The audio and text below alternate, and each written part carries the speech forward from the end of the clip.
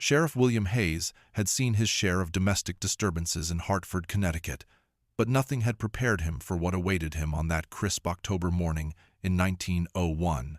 What began as a routine welfare check would evolve into one of the most perplexing criminal investigations in the city's history, a case that would challenge everything he thought he knew about reading people, understanding motives, and finding truth in the aftermath of tragedy.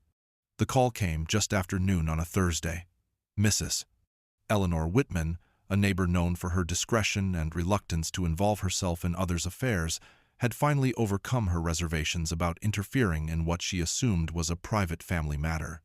Her morning had been punctuated by disturbing sounds from the respectable Victorian house next door, first raised voices around 10 o'clock, then an unsettling silence, followed an hour later by screams that made her blood run cold.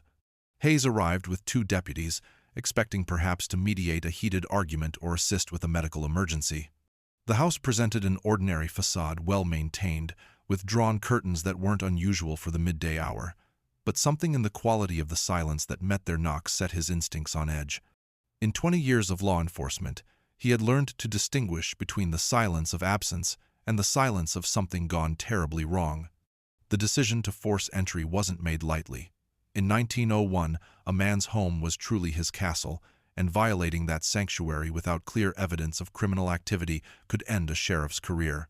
But the complete lack of response to their calls, combined with Mrs. Whitman's account, convinced Hayes that whatever lay beyond that front door couldn't wait for legal niceties. What they discovered would haunt the veteran lawman for the rest of his life. The scene defied the neat categories that usually define domestic violence cases. The father, whom Hayes recognized as the owner of a successful fabric store, lay near the front window with injuries suggesting a struggle far more complex than a simple altercation. The mother was found in the hallway leading to the stairs, her position indicating a desperate attempt to flee upward. Most heartbreaking of all, the 2 youngest children were discovered huddled together in a closet beneath the stairs, positioned in a way that suggested someone had hidden them there in a final act of protection. But it was the discovery of the eldest daughter in the kitchen that truly puzzled Hayes. The 14-year-old girl was found near the back door, and her position raised immediate questions about the sequence of events. Had she been trying to escape, or had she been trying to get back inside?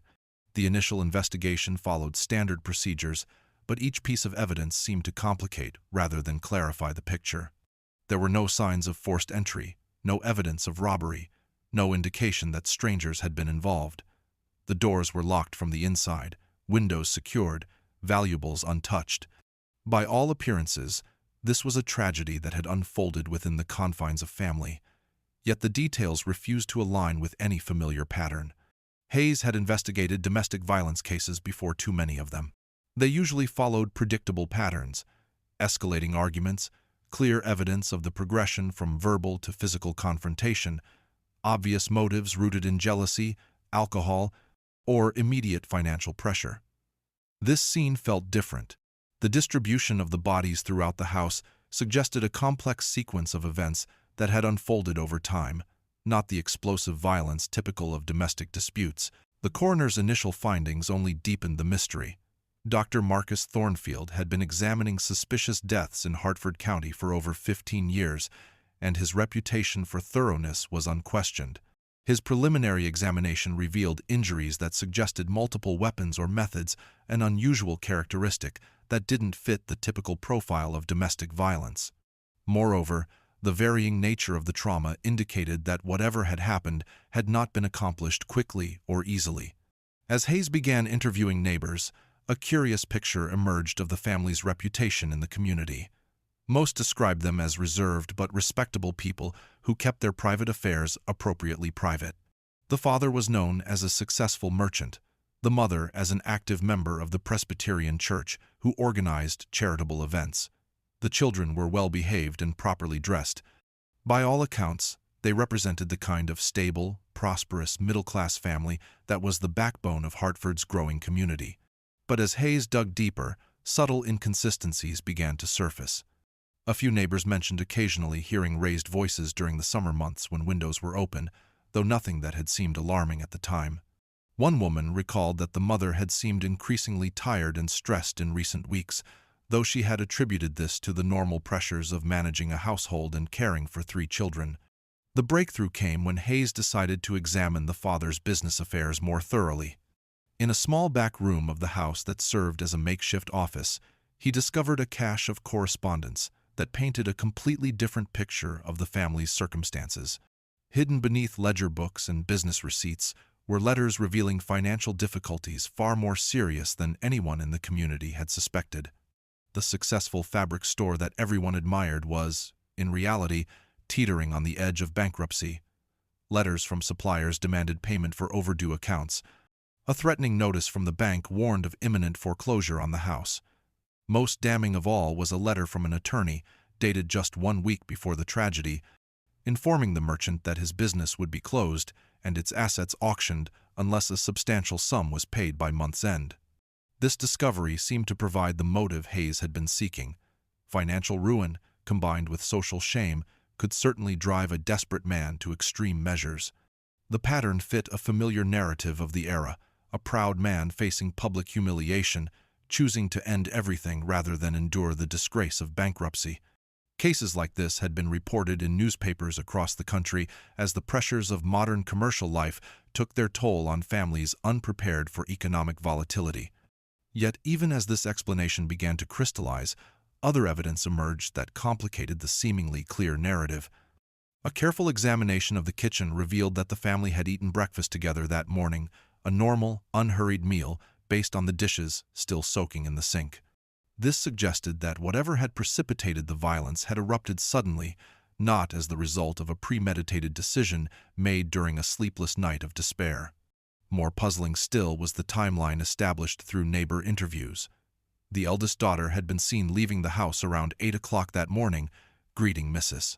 Peterson, who was watering her garden. She had appeared completely normal, showing no signs of distress or concern. She was presumably heading to school, as she did every weekday morning. Yet the school later confirmed that she had never arrived for classes that day. This meant that at some point, between leaving home and the violence that erupted around 10 o'clock, she had returned. But why? What had brought her back to a house where tragedy was about to unfold? Had she sensed something was wrong, or had she been summoned back by circumstances that remained mysterious? Hayes's investigation expanded to include the father's activities on the evening before the tragedy. Through careful questioning of local business owners, he pieced together a strange itinerary that raised more questions than it answered. The man had first visited the local pharmacy, where he purchased an unusually large quantity of headache medicine, claiming his wife was suffering from severe migraines. Then he had gone to a hardware store, where he inquired about a specific type of rope, but left without making any purchase. His final stop had been at Murphy's Tavern, a respectable establishment near the commercial district, where he was known as an occasional but moderate customer. The bartender, Patrick Murphy, remembered the visit clearly because the man had consumed several drinks, unusual for someone typically careful about his alcohol consumption. More significantly, he had engaged in a lengthy conversation with another patron about the pressures of supporting a family during difficult economic times. According to Murphy, the conversation had grown progressively darker, with the merchant making comments about how some men reached a point where they could no longer see viable alternatives to their problems. The stranger he had been talking to, a man Murphy didn't recognize but who seemed well-dressed and knowledgeable about business matters, had listened sympathetically but offered little in the way of practical solutions. This account added another layer to the mystery. Who was the stranger, and what role, if any, might he have played in the events that followed? Hayes made inquiries at local hotels, but found no record of anyone matching the description. The man seemed to have appeared and vanished without leaving any trace of his presence in the community. As news of the tragedy spread through Hartford and beyond, Hayes found himself dealing not only with the investigation, but also with increasing pressure from local officials and the press. The case had captured public attention as a symbol of the hidden dangers lurking beneath the surface of America's prosperous middle-class communities. Newspapers from larger cities sent reporters to cover what they described as a tragedy that revealed the psychological costs of modern life. During this media attention, a family photograph was discovered among the victims' belongings, a formal studio portrait taken just 3 days before the tragedy. When Hayes first examined it, he saw nothing unusual. a typical Victorian family portrait showing 5 people posed in the conventional style of the era. But as the investigation continued and more details about the family's final days emerged, the photograph began to take on an almost haunting quality. In the father's stern expression, Hayes began to see signs of the financial pressure that had been consuming him.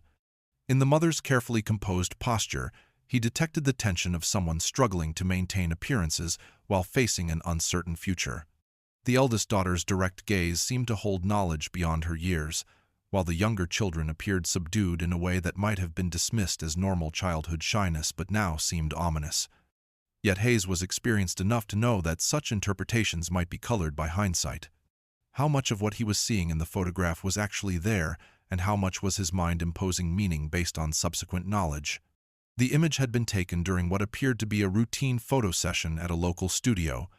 There was no indication that the subjects had any premonition of what lay ahead. The investigation continued for several weeks, but gradually, Hayes began to accept that certain aspects of the case might never be fully explained. The physical evidence pointed to a domestic tragedy precipitated by financial despair, but too many details remained inconsistent with that straightforward explanation.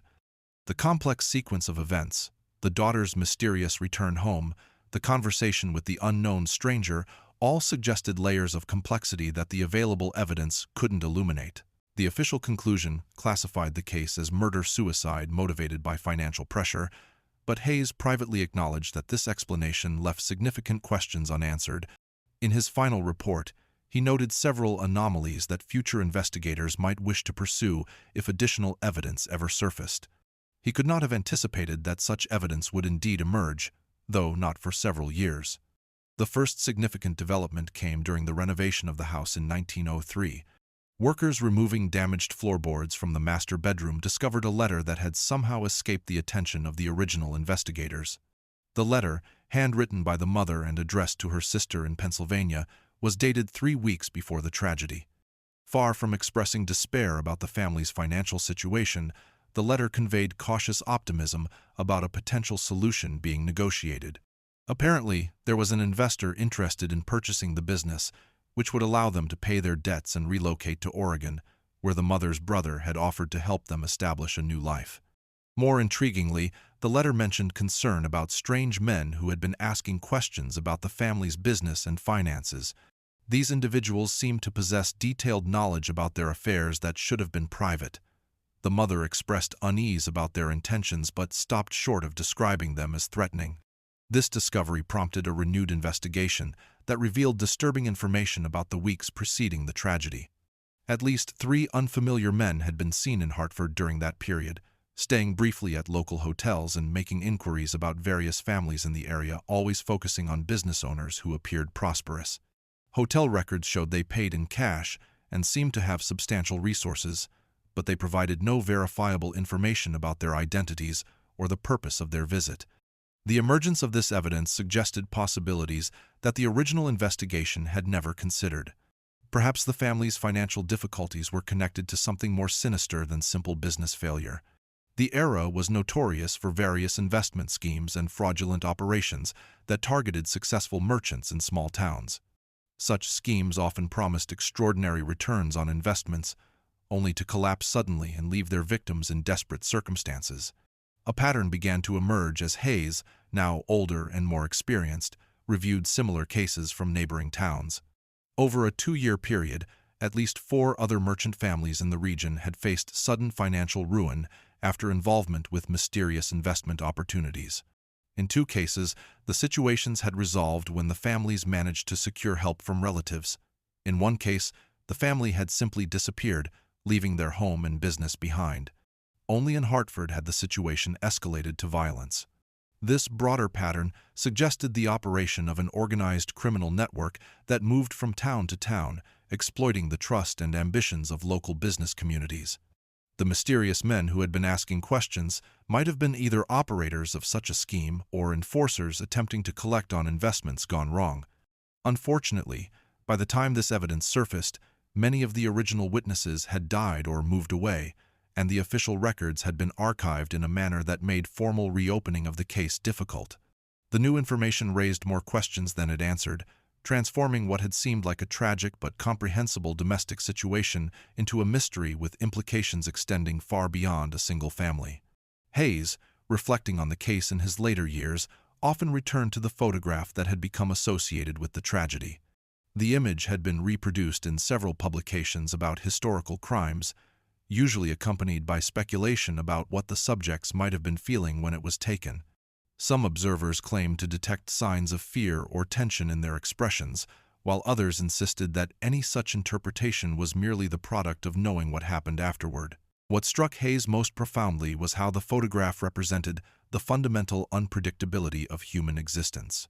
It captured a moment when 5 people were alive, together, and apparently secure in their shared life. They had posed for what they believed was an ordinary family portrait, never imagining that the image would become an involuntary memorial to their lives cut short. The case also highlighted the limitations of criminal investigation in an era before modern forensic techniques. So many questions that might be answerable today remained forever beyond resolution. The true nature of the family's financial entanglements, the identity of the mysterious visitors, the specific sequence of events on that final morning all remained matters of speculation rather than established fact. Perhaps most troubling was the realization that beneath the surface of every apparently stable community lay currents of vulnerability and desperation that were largely invisible to outside observers. The family at the center of the tragedy had seemed to embody the success and respectability that defined Hartford's growing middle class. Their destruction served as a reminder that prosperity could be far more fragile than it appeared, and that the pressures of modern life could overwhelm even those who seemed best equipped to handle them. More than a century later, the Hartford case continues to attract attention from researchers interested in both historical crime and the social conditions of early 20th century America. The photograph remains in the collection of the local historical society, where it serves as a powerful reminder of how quickly ordinary lives can be transformed by forces beyond their control. For contemporary viewers, the image raises uncomfortable questions about the stories we tell ourselves about our own security and stability. In an era when social media and other forms of public communication often present carefully edited versions of our lives, the Hartford tragedy serves as a reminder that appearances can be profoundly deceiving. Families that seem most successful and well-adjusted may be facing pressures and challenges that remain invisible to even their closest neighbors. The investigation that began with Sheriff Hayes's reluctant decision to force entry into a silent house ultimately revealed as much about the limitations of human knowledge as it did about the specific circumstances of one family's destruction. Some mysteries resist solution not because the evidence is lacking, but because the truth is more complex and disturbing than our investigative methods can fully illuminate. If you're intrigued by historical mysteries that reveal the hidden complexities of the past, consider following our series on unsolved cases from America's early industrial age. Each investigation offers insights not only into specific crimes, but into the social conditions and human pressures that shaped life in rapidly changing communities. The past holds many secrets, and each story we uncover helps us better understand both the world our ancestors inhabited and the forces that continue to shape our own lives.